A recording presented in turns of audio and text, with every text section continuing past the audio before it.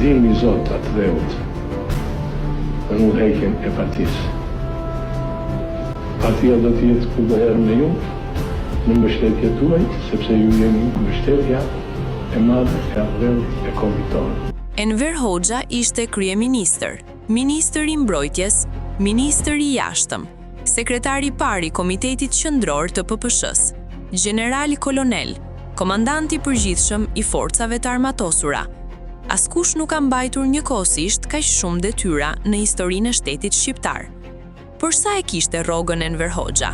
Revista Time e vitit 1971, në një reportazh për Shqipërinë komuniste dhe drejtuesit e saj, përkthyer dhe botuar nga Dita, shkruan se Hoxha merrte 2000 lek pag, ose me kursin e asaj kohe, $240 amerikan.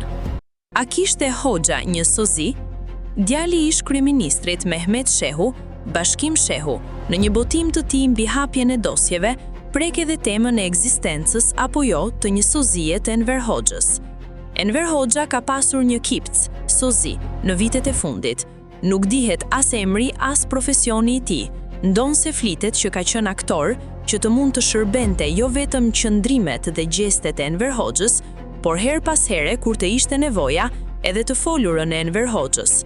Nuk ka qenë nga aktorët e njohur, se përndryshe do të dihej. E shumta mund të ishte aktor i një trupe amatore të ndonjë qyteti të vogël apo të Vatrës së Kulturës së ndonjë kooperative bujqësore, siç pandehet se ka qenë edhe njëri nga 4 sozinjtë e Stalinit, i shëmtuar në një kolkoz të luginës së Kodorit në Gjeorgjinë e tij, shkruan Bashkim Shehu.